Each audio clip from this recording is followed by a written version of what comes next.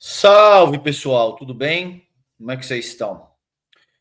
Gente, eu vou reagir aqui a uma entrevista que o Jair Bolsonaro deu para o UOL ontem, acho, se eu não me engano.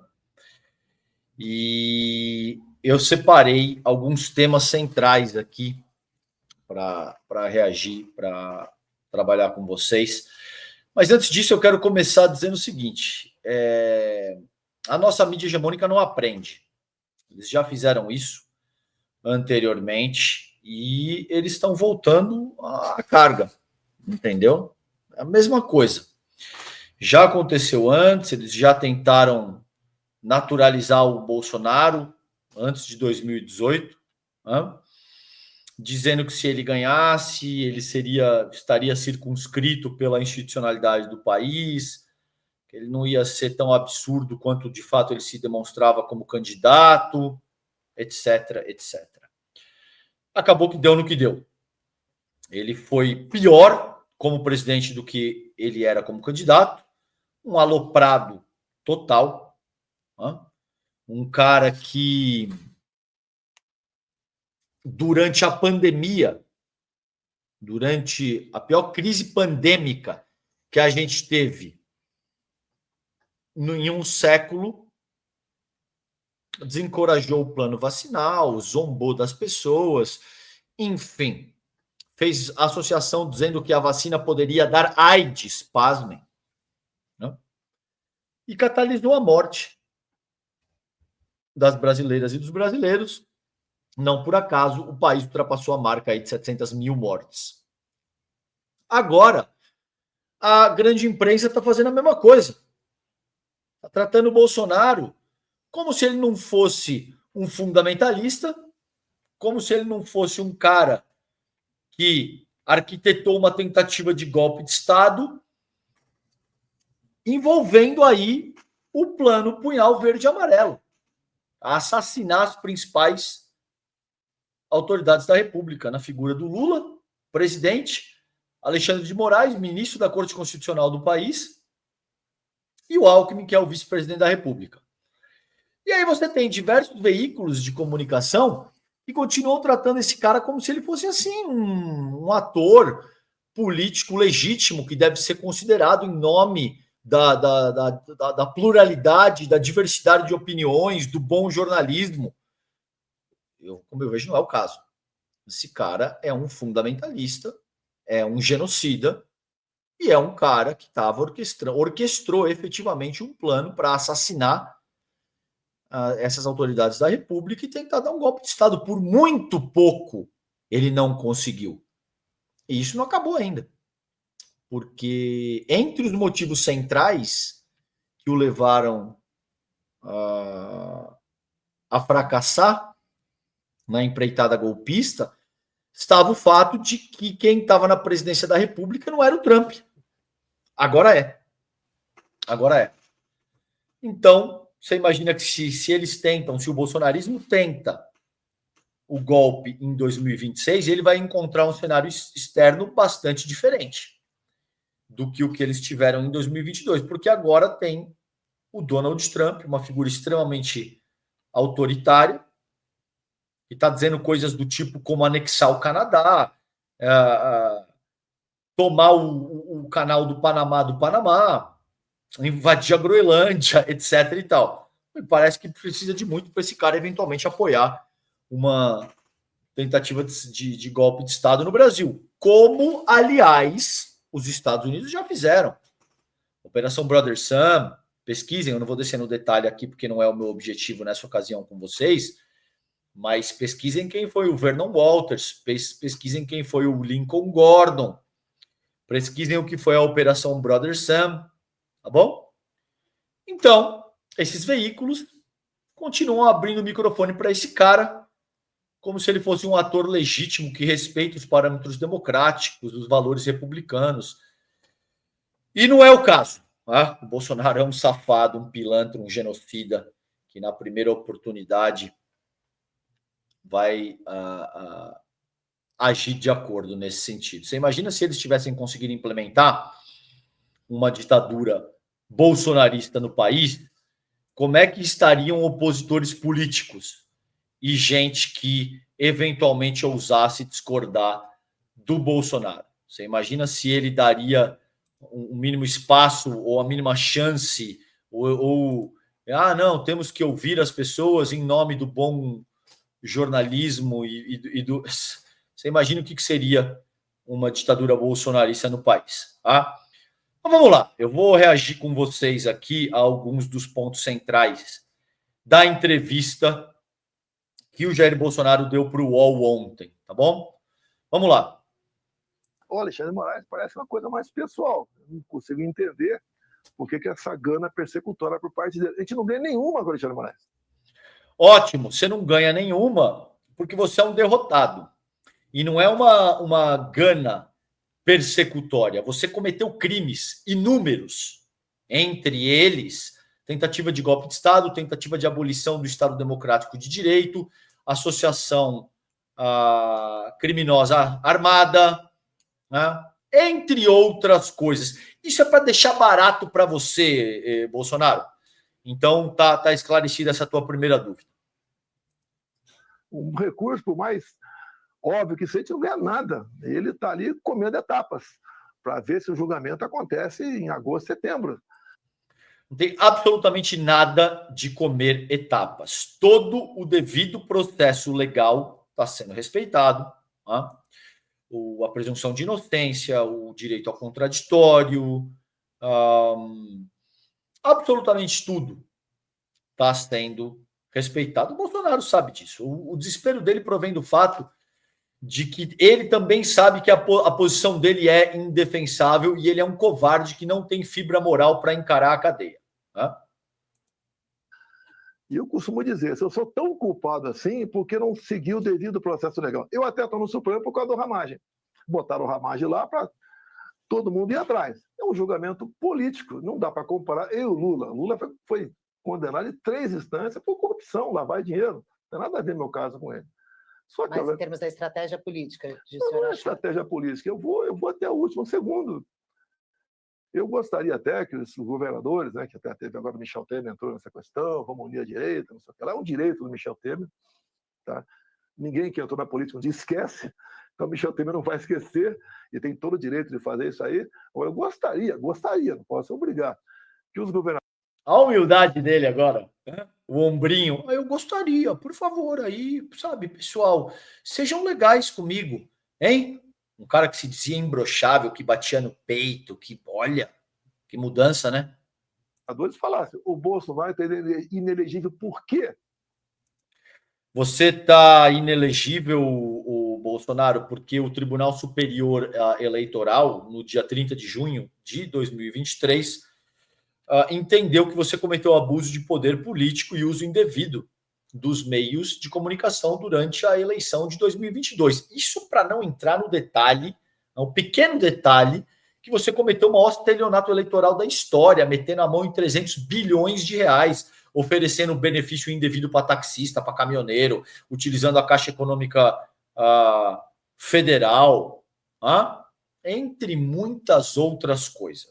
Por hora, deixar por isso mesmo. Essa decisão foi baseada num julgamento que considerou a tua conduta durante aquele encontro com os embaixadores. Lembra?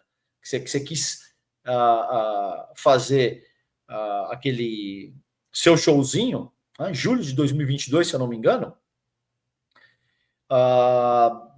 desqualificando o nosso sistema eleitoral, cara. Isso já era uma etapa fundamental do golpe que você estava organizando, tá bom? Então, mais uma questão tua respondida aí, é por isso que você está inelegível.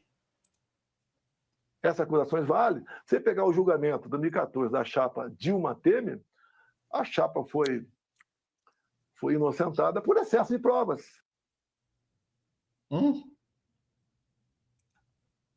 Então é diferente. O meu caso, se eu tivesse jogado um papel na rua, talvez fosse por ter jogado um papel na rua. Não justifica o que está... Bom, vocês podem perceber que assim, ele está completamente fora da casinha. O Bolsonaro nunca foi um cara, digamos assim, a fina flor da intelectualidade e um cara que prima pelo nível da argumentação, da coesão, do raciocínio lógico. Mas nessa ocasião aí, me parece que ele foi assim de arrasta. Não está fazendo o menor sentido, que ele tá não tem nem como reagir a isso aí, porque, enfim, vamos em frente. O que aconteceu nessa inelegibilidade? Esse outro caso, se eu for condenado, acabou, porque até pela minha idade acabou. Agora você vai meter essa, ô Bolsonaro. Agora você vai meter essa. Um cara que se dizia imbrochável, imorrível, incomível. Você não é imorrível, cara? Você está preocupado com a tua idade por quê? Isso é imorrível, segundo as suas próprias palavras. Agora você vai ficar bancando o senhorzinho debilitado que não pode pagar pelos crimes que cometeu porque tem a saúde debilitada. Mas é muito frouxo, cara. Adélio Bispo é o mais protegido do Brasil hoje em dia. Nem os 4 telefones deles foi permitido quebrar sigilo. Quebraram o sigilo do meu telefone. Todo mundo estava do meu lado. O dele, não. Ninguém pode achar que o Adélio fez aquilo da cabeça dele. Você pode ver, ele é um desempregado que esteve em 5 dias. No seu governo isso foi investigado, reinvestigado, acho que 3 vezes. Você não manda na Polícia Federal. A não ser que você tenha um... Espera só um pouquinho. Nesse caso, obrigado, Josias. Isso foi exaustivamente investigado. Inclusive, a investigação não foi adiante porque o Bolsonaro determinou que não seria o caso.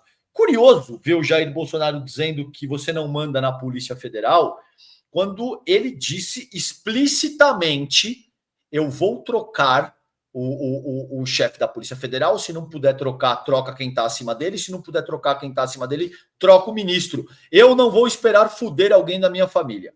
Exatamente isso que o Bolsonaro disse. Agora ele vem com esse papinho mole de que você não manda na Polícia Federal. Olha, vou te falar um negócio, vamos em frente. Um certo esquema, você não manda. Tá? Então, o delegado que investigou esse caso, até eu tenho o nome dele aqui, e que chegou à conclusão de que ele agiu de forma isolada, no dia 5 de junho de 2018, ele esteve em São José, Santa Catarina, porque sabia que meu filho, o Carlos, ia praticar tiro naquele dia. Como é que ele sabia disso? Quem passou essa informação para ele? Mas o Adélio está preso, né? Não dá. Eu quero saber, o senhor falou agora, querem me prender e assassinar. Não, por favor, deixa eu concluir.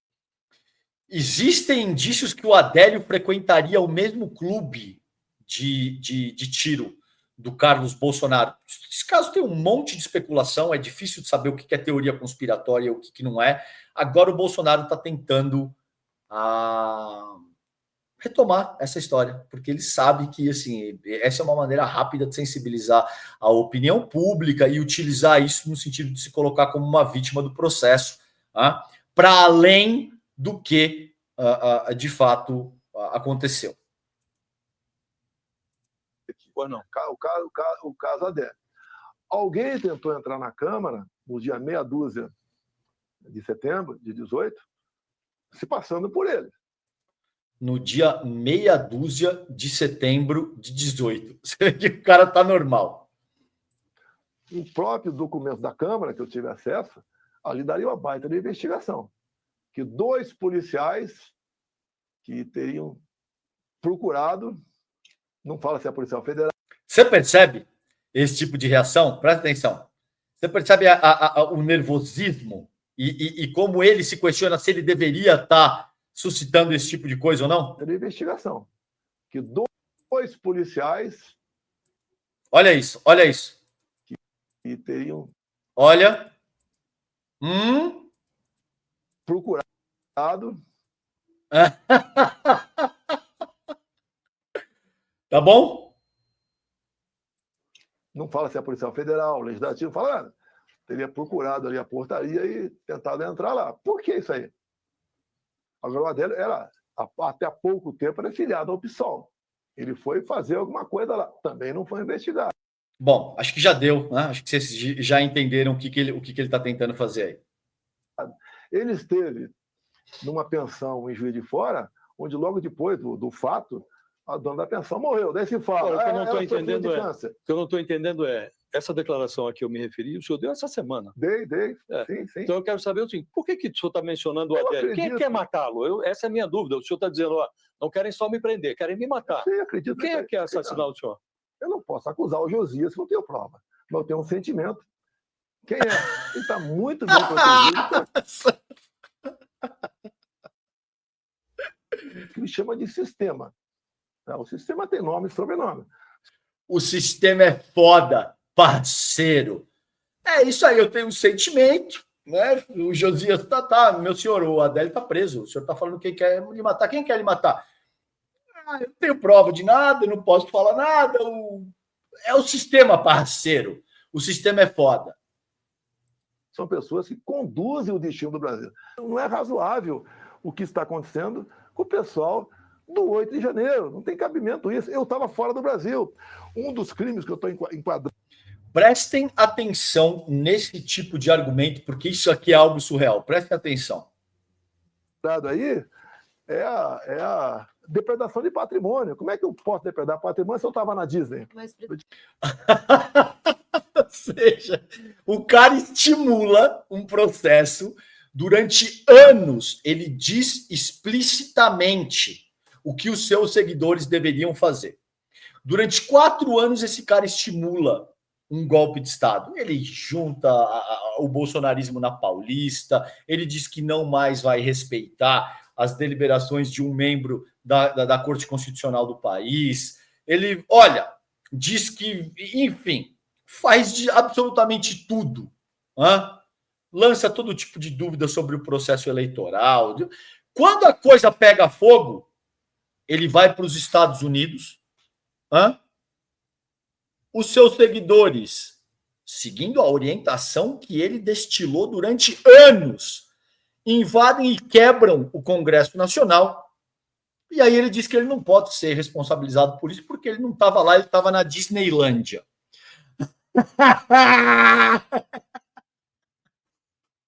Vamos em frente.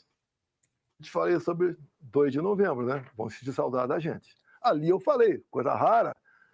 Ninguém, absolutamente ninguém sentiu saudade de você, tá bom? Uma pequena peça de um minuto no máximo, eu falei que nós não somos igual ao outro lado, nós não aceitamos depredação.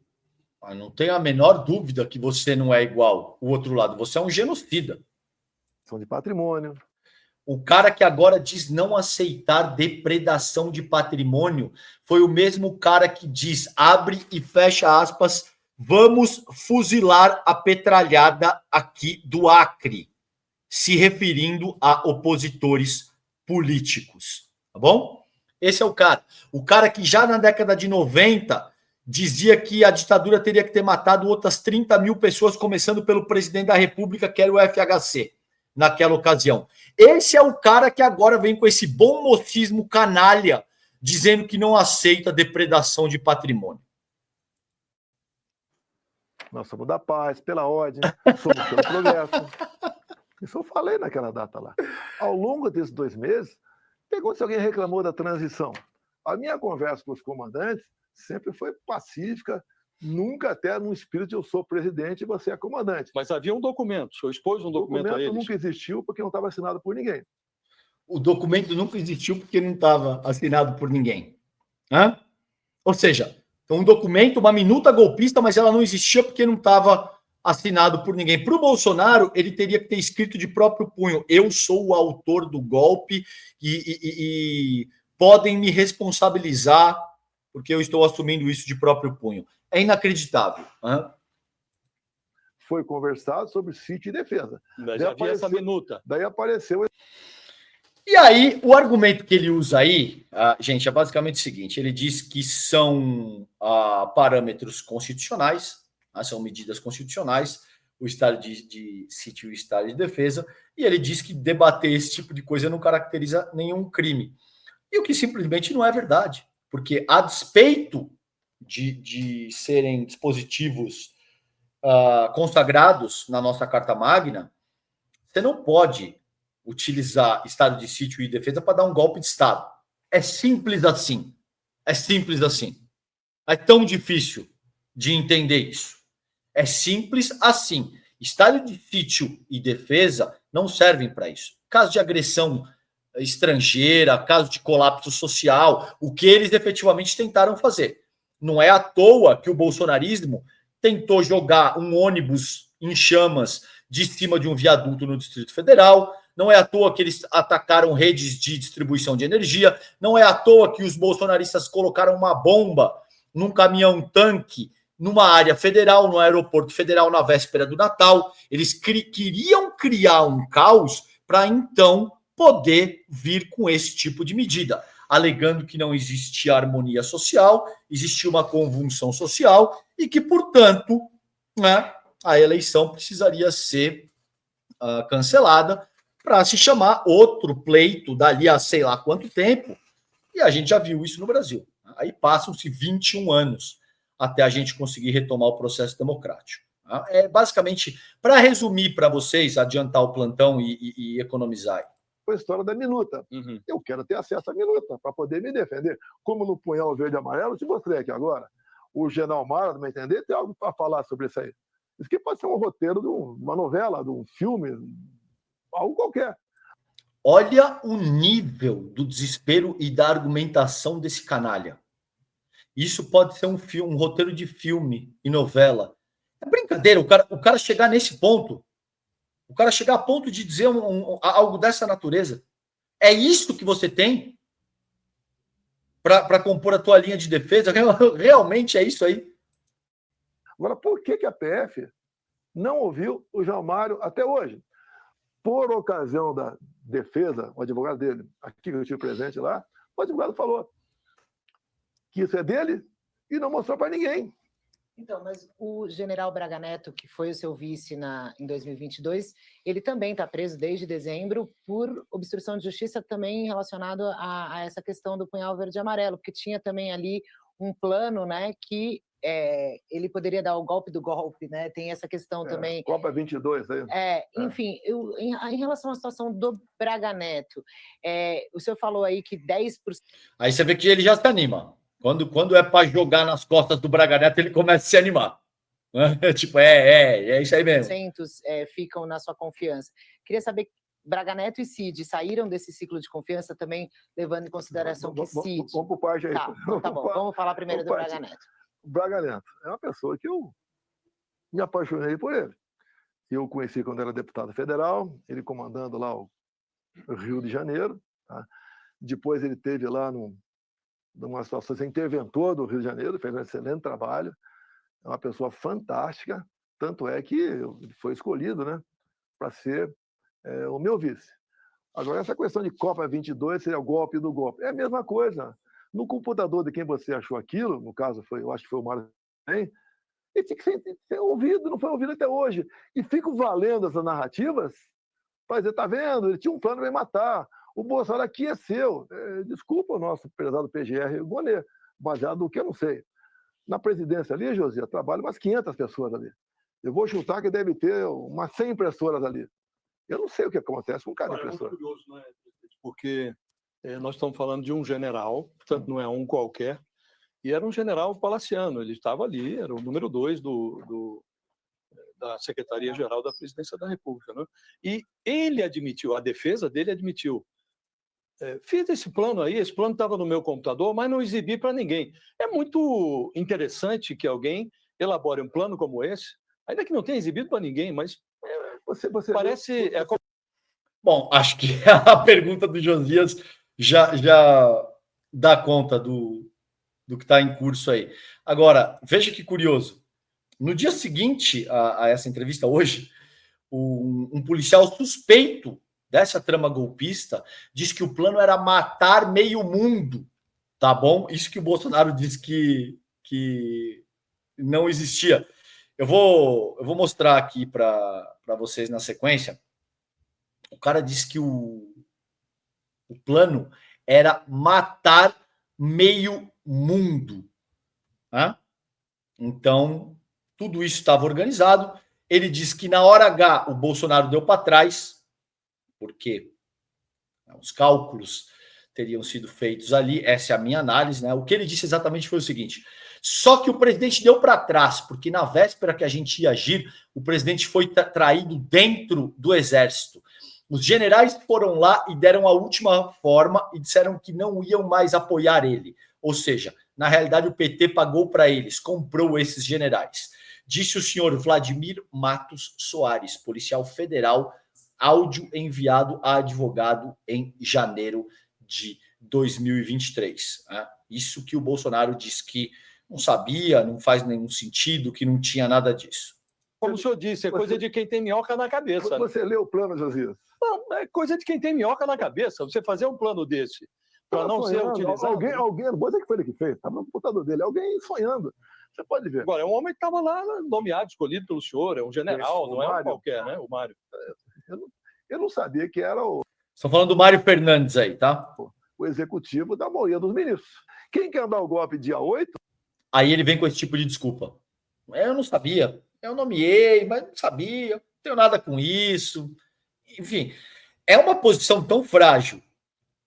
É um nível de argumentação tão estapafúrdio que por vezes é difícil ter que reagir, porque assim não faz o menor sentido muitas vezes o que o cara está dizendo, e muitas vezes o que ele está dizendo é algo tão raso. É simplesmente, eu não sabia quem era. Ok, vamos em frente. Dá um golpe antes do dia 8. Dia 8, todo o governo estava na mão do Lula. Todo, sem exceção. Estava PF, PRF, os comandos das Forças Armadas, está tudo com ele. Mas quando o senhor recebeu a notícia de que a Praça dos Três Poderes e o Palácio, o Congresso e o Supremo estavam sendo invadidos e depredados, como é que foi a sua reação? A senhora não achou que seria importante uma palavra do senhor naquele momento? Você procura aí, tem, acho, 2 tweets meu contrário àquilo. Se bem que tem uma... O posicionamento dele via rede social vem às 9 horas da noite, quando ele já percebeu que o movimento tinha sido deflagrado, haveria consequência, e aí ele quer tirar o corpo fora. É isso que aconteceu. História também. Se você pega vídeos outros perdidos por aí, quando o pessoal do acampamento chegou ali, já estava tudo depredado. Você vê a imagem de uma mulher sozinha. Não, isso é simplesmente mentira, não faz o menor sentido, sequer não dá nem para reagir a esse tipo de colocação. Depredando o Palácio da Presidência da República, sozinha. Então, aquilo, no meu entender, foi uma inspiração da esquerda no Capitólio, 6 de janeiro. É brincadeira, cara. Hein? É brincadeira esse tipo de coisa. Ou seja, o cara tá em sã consciência argumentando que o que aconteceu no 8 de janeiro no Brasil foi causado pela esquerda, inspirada no que aconteceu no Capitólio. Tá bom para vocês assim? Vamos em frente. E foi o que foi feito. Sou líder. Uma massa de direita no Brasil. Ninguém pode negar isso aí. Gosta ou não, ninguém pode negar isso aí. E o objetivo de me tirar fora de combate... Deixa eu ver aqui. Foda-se, o problema é seu. E isso não te dá salvo-conduto para cometer crime. Simples assim. É deixar a tropa sem liderança. Esse é o objetivo. Vamos esmagar a direita. Como esmagar a direita? Condenando o Bolsonaro. Lawfare. É isso que eles querem. Mas o senhor acha que... Óbvio que isso aí não ganha nada. Ele está... Tá aparecendo devagar. Tem gente na novo. Eu vivi para ver o Jair Bolsonaro reclamando de lawfare, depois de cometer, assim, de zerar os crimes possíveis, tá? no Código Penal. É isso mesmo que vocês ouviram, tá? Novo demais, mas está aparecendo. O Nicolas, o senhor coloca numa das questões, o presidente do PL, Valdemar Costa Neto, disse que o Nicolas precisa ainda amadurecer, não vê ele ainda pronto para voos maiores, diz que o PL deve ir ao centro e não se radicalizar. Como é que o senhor... O Nicolas não pode disputar o Senado nem a presidência, não tem 35 anos de idade. Bem, vocês viram um vídeo, chegou um ponto do Alexandre de Moraes interrogar o Cid. E falou, olha teu pai, olha tua esposa, olha tua filha. Você pode fazer a delação nessas circunstâncias? Não, até a Lava Jato falou que isso aí é pau de arara do século XXI. Isso foi feito com o Cid. Que a delação subentende o quê? espontaneidade, verdade e prova. Isso deixou de existir na delação do Cid. Então, Em dado simplesmente momento, na delação, na sua em dado avaliação. momento, ele foi torturado. Eu vou Que curioso, cara. Primeiro que assim, o Mauro Cid foi tratado rigorosamente como manda a lei, nesse sentido. Além disso, o Cid ficou preso numa estrutura militar fazendo Cooper, tá bom? Ao ar livre, tomando sol de camisetinha branca. Não teve nada absolutamente nem perto de tortura no caso do Cid, muito pelo contrário. E é curioso, porque tem vídeo do Bolsonaro dizendo que é a favor da tortura. Ele diz, eu sou a favor da tortura, você sabe disso e o povo também é. Você mudou de ideia agora, Bolsonaro? Evidentemente não é o caso. Mauro Cid não passou por nenhum processo minimamente análogo à tortura. Agora, curioso ver o reposicionamento do Jair Bolsonaro no que diz respeito ao tema da tortura. Vou falar que ele mentiu. Ele foi torturado. Para pensar na filha e na esposa. E é muito curioso que não ocorra a nenhum desses dois jornalistas perguntar. O senhor já se disse ser favorável à tortura. O senhor mudou de ideia? Teriam comprovação da falsificação do cartão de vacina. Daí ele resolveu. E mais ainda, aqui também, o Alexandre de Moraes negou. Em uma delação, Josias, ela é filmada, desde a qualificação da pessoa até o ponto final. Nós pedimos isso aí. Resposta do Alexandre de Moraes. Para preservar a intimidade das pessoas, não vamos dar. Porque o Cid, no outro áudio, que ele ligou para alguém, e a Veja publicou esses áudios. Além disso, muitas coisas precisam correr em segredo de justiça, porque o sigilo é fundamental quando você está lidando com gente poderosa, principalmente nesse nível. Jair Bolsonaro é um cara que tem um poder gigantesco no Brasil.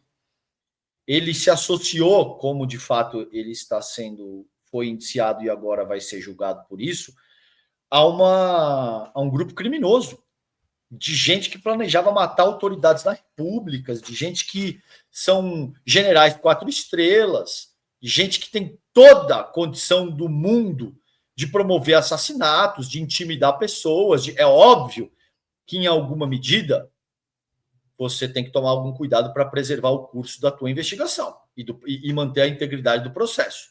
Porque, senão, ninguém aceita falar ou não sobra ninguém vivo para falar, o que é pior ainda.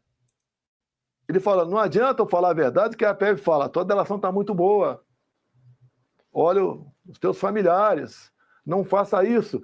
Se nós tivermos acesso ao vídeo, que deveríamos ter, você derruba essa hipótese, se a delação foi conduzida ou não. Essa perseguição brutal em cima de mim. Não é apenas a baleia. Eu sofri 5 anos sendo acusado de ter matado a Marielle Franco.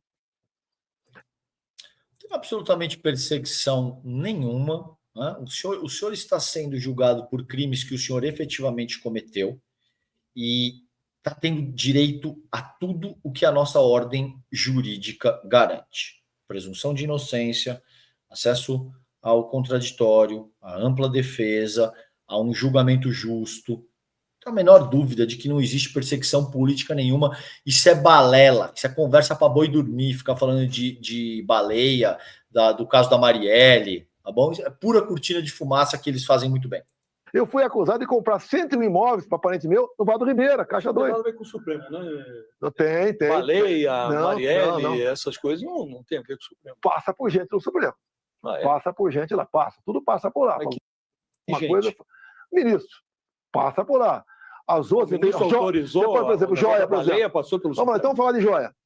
Olha lá, aí ele mudou o assunto. Aí o Josias, quando o Josias falou, não, mas como é que funciona isso, meu senhor? Quê?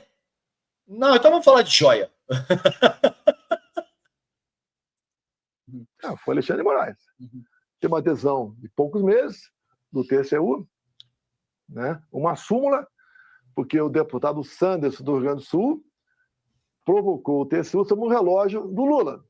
Olha, se estão em cima de mim por causa do meu relógio, vamos para cima do Lula também. Decisão do TCU. Os presentes personalíssimos, relógio, corrente, uma caneta, um anel, pertencem aos respectivos ex-presidentes, independentemente de seus valores, até que o Congresso discipline o assunto. Eu atrapalhei a China no Brasil. Não comprar soja, por exemplo, ou comprar carne, não. Itens personalíssimos é uma coisa. Quando você recebe, por exemplo, questões que simbolizam um estado, um cavalo, um outro símbolo, e essas peças foram dadas por uma autoridade no sentido de demonstrar a deferência e o respeito que aquela pátria tem pela nossa pátria, isso não pode ser incorporado ao acervo pessoal. Né? E aí tem toda uma outra questão, que vou descer no detalhe aqui, de como os presentes teriam sido oferecidos para favorecer determinadas transações comerciais, envolvendo inclusive refinarias e esse tipo de coisa. Tá? É isso que está em jogo aí. Não, eu atrapalhei porque passou no Senado Federal um projeto de lei permitindo a venda de terras para estrangeiros.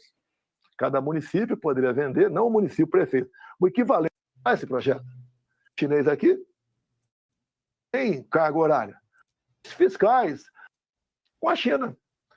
Entre eles, nós não queremos a China aqui dentro. Talvez eu tenha sido o único chefe de Estado do mundo que não tomou vacina. Eu li o relatório.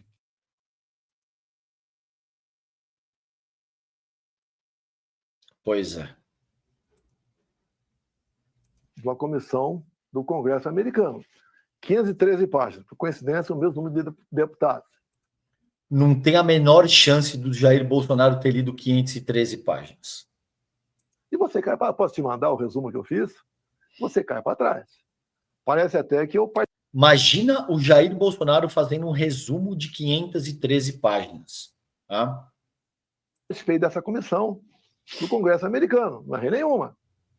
Problemas estão aparecendo.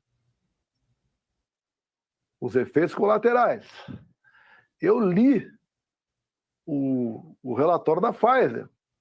Quando aprovar a vacina... Cara, difícil ter que reagir a isso. Porque você imagina um infectologista, você imagina alguém que estuda microbiologia e esse tipo de coisa e passa a vida inteira estudando, anos de faculdade e de especialização e mestrado e doutorado e lá se vão 20, 30, 40 anos de estudo. E aí esse cara tem que ouvir um imbecil desse discorrer acerca de como vacinas não funcionam. E ele sabe, porque ele leu um relatório de 513 páginas e ele fez um resumo e ele estava certo em absolutamente tudo. Essa porra foi presidente da República, cara. Né? Para crianças de 5 a 9 anos de idade, eu liguei para a Anvisa, que é um órgão independente.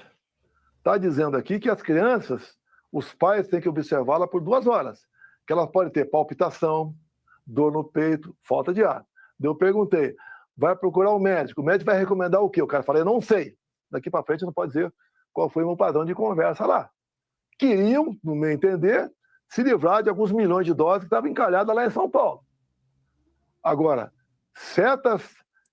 Não, a conversa não, é o que eu estou te dizendo, por vezes é difícil de reagir, porque assim, é uma conversa tão desconexa, é uma linha de raciocínio tão truncada e perdida e delirante, que por vezes eu não sei, eu nem tenho como reagir a esse tipo de coisa, porque pode causar algum nível de reação adversa, principalmente em crianças, e aí por isso o senhor achou que era uma boa ideia dizer que a vacina poderia causar AIDS.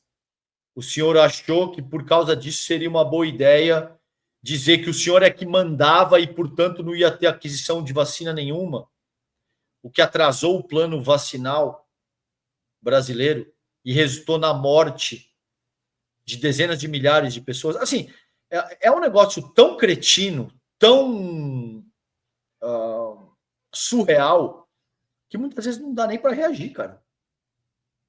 Se os efeitos colaterais da vacina para criança, o remédio é transplante de coração. Se você... Eu já tomei 7 vacinas, Meu das Deus. quais da Pfizer. Tá. Eu não tive efeito colateral. Alguns O senhor pode ser que não tenha. realmente acha que Lá na Pfizer, não o acredito. problema da pandemia foi resolvido pelo efeito manada, que as vacinas não Acredito tiveram, que sim. não tiveram efeito? Meu Deus do céu, você está entendendo? Você está entendendo? É com esse tipo de coisa que a gente está lidando. E isso é um suco de bolsonarismo, de extrema-direita. O que é o efeito manada? O Bolsonaro acabou de te dizer aí que ele acredita que a ciência, as vacinas, o plano vacinal, que foi aplicado não só no nível nacional, mas em escala planetária, não teve absolutamente nada a ver com o fim da pandemia, que isso se produziu porque houve um efeito manada de contaminação geral e quem tinha que morrer, morreu. E aí a pandemia acabou. Ele disse isso, convicto disso, tá? Ele acabou de dizer isso, olha só, que loucura. O problema da pandemia foi resolvido pelo efeito manada, que as vacinas não tiveram efeito nenhum, as vacinas. Eu acredito, tanto é que no relatório americano fala na imunidade negativa. Então, quem tomou vacina, depois de alguns meses, tá, ela passa a ser mais suscetível à infecção e morte do que quem não tomou a vacina. Então, o senhor não se arrepende de nada do que fez na Eu tenho exagerado algumas palavras, sim, exagerado, sim, não falaria mais. Eu comprei as 600 milhões de doses. Meu Deus. Tomou quem quis. No governo do Lula. Explodiu. Agora, o senhor, então, presidente do Senado, ele segurou. Né? Agora... Tem a democracia. Isso é um crime hediondo. Eu tive a semana gravando com alguns idosos, uma senhora, o seu conhecimento com o parlamento, e ameaçava, não vou mais cumprir decisão e tal. Foi desabafo, não falaria mais. Não falaria mais. Nem teria mais. Aqui, achei. Era esse aqui que eu queria. Era um canalha e ameaçava, não vou... Falaria, mas ele realmente... Temos essa com alguns. Aquele canalha lá do 7 de setembro que o senhor dirigiu ao Alexandre de Moraes, o senhor se arrepende? Não falaria de novo aqui. Não falaria? Não falaria, mas ele realmente... Se eu não me engano, foi logo após o Ramagem, né? Que ele foi. Que era um canalha e ameaçava, não vou mais cumprir decisão e tal. Foi desabafo, não falaria mais. Não falaria mais. Nem teria mais. O cercadinho antes, nós botamos para dentro do Alvorada. Não falaria mais. Então é isso. Ele, ao que tudo indica, se arrependeu. Agora, sim, honestamente, e daí? Eu não sou psicólogo. Eu não sou padre a confessar seus pecados para quem está qualificado para tanto. Você se arrepender, o problema é teu. E você se arrepender não se traduz em salvo-conduto para que você possa sair ileso pelos crimes que você cometeu. Tá? Então é isso, gente. Esses são alguns dos pontos. A entrevista é muito longa, tem muita coisa confusa, assim, muita coisa que não dá nem para reagir, mas eu procurei escolher os temas centrais do que o Bolsonaro disse, já fazendo aquela observação no começo desse react para vocês, que eu honestamente acho um absurdo abrir o microfone para um genocida e para um cara que está sendo julgado por tentativa de golpe de Estado e abolição violenta do Estado Democrático de Direito, a associação armada, né? A associação criminosa armada e esse tipo de coisa. Porque, muito provavelmente, se ele tivesse conseguido estabelecer a ditadura bolsonarista, esses veículos de comunicação sequer existiriam. Né? Ia todo mundo ou sair exilado, ou vai para pau de arara, ou vai para vala. A gente já viu isso antes no Brasil, e é assim que a coisa funciona com as ditaduras, principalmente com o tipo de ditadura que esse canalha defende, principalmente com o tipo de ditador que ele enaltece. Agora você está vendo uma tentativa de reconstrução, de reorganização do marketing do Bolsonaro. Agora ele não fala mais, né, de brilhante Ustra. Agora ele não fala mais que a ditadura teria que ter matado outros 30 mil, ele se arrependeu de chamar o Moraes de de canalha. Agora ele diz que, não, porque o Cid foi vítima de tortura. Não era ele que defendia a tortura. Evidentemente, o Cid não foi vítima de tortura nenhuma, mas não era ele que defendia a tortura e batia no peito e dizendo que era imbrochável e imorrível. Se é imorrível, por que você está agora com esse chororô de que você já está muito velho e debilitado para ser preso? Tá bom? Vai ter que responder pelos crimes que você cometeu, vai ser julgado dentro de tudo aquilo que o nosso sistema de justiça garante, e caso seja condenado, vai ter que pagar pelos crimes que cometeu. Tá bom? Gente, é isso por hoje. Se você gostou do material, ative o sininho, torne-se membro, inscreva-se no canal, compartilhe aí o nosso conteúdo para que a gente alcance um número cada vez maior de pessoas, tá bom? Eu paro por aqui. Beijo para vocês, fiquem bem, até a próxima.